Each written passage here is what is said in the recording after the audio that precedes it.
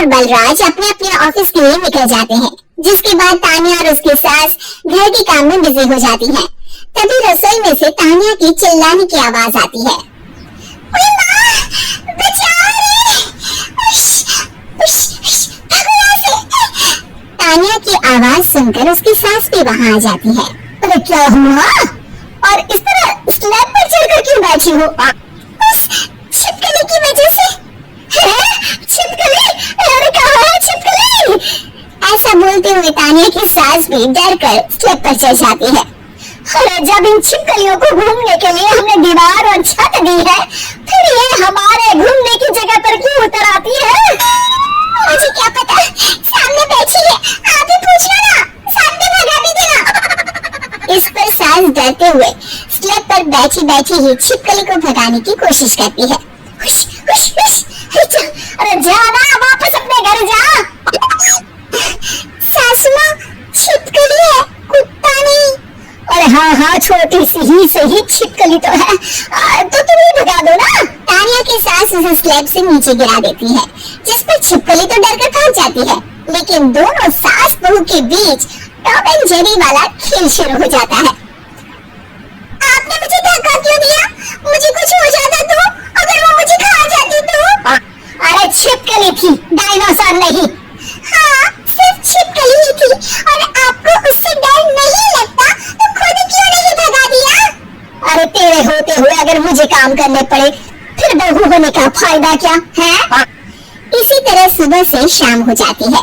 जिगर और बलराज भी ऑफिस से घर वापस आ जाते हैं, लेकिन सास बहू की तू मैं खत्म नहीं होती। आज इस सभा का मुद्दा क्या है? मम्मी ने मुझे छिपकली के सामने भेज दिया। अरे वाह मेरी डरपोक, मुझ पर 30 साल से शेरनी जैसे हुक्म चला रही हो और एक छिपकली से डर गई। इस पर दोनों बाप बेटे हंसने लगते हैं, जिसे देखकर सास बहू एक दूसरे की शक्ल देखते हुए अब अपनी लड़ाई भूलकर उनसे लड़ना शुरू कर देती है। अरे आपने ज्यादा बत्तीसी ना दिखाओ, नहीं तो शेरनी के एक पंजे से 32 के 32 दांत बाहर निकल आएंगे। अपनी माँ की इस बात पर अब जिगर अपने पापा को देखकर हंसने लगता है। अरे क्यों पापा, आ गया स्वाद? अभी आपको भी आएगा स्वाद।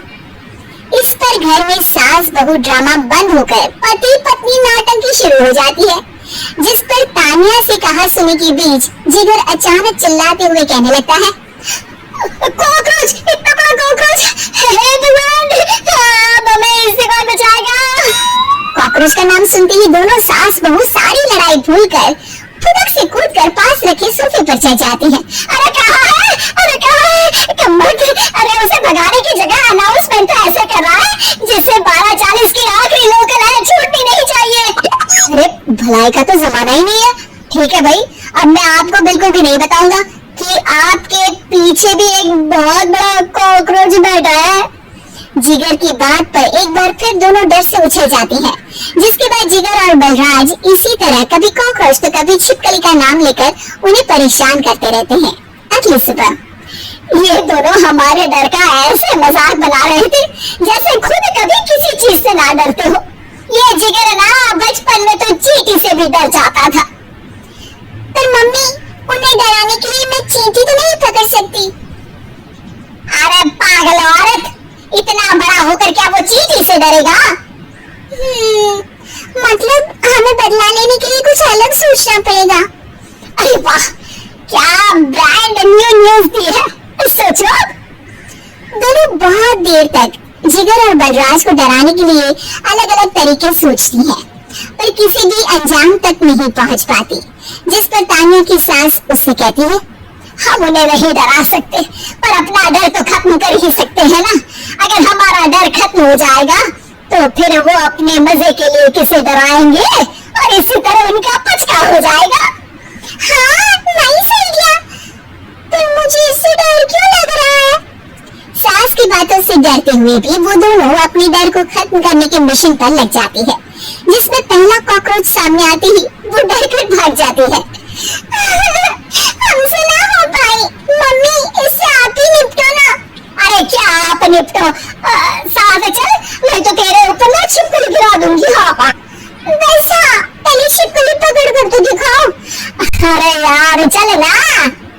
इस पर दोनों भगवान का नाम लेते हुए एक वाइपर लेकर कॉकरोच के पास जाकर डरते डराते उसे भगा देती है, जिसके बाद उनमें थोड़ी हिम्मत आती है और वो दिन ब दिन एक एक कर अपने हर डर पर काबू पाने लगती है।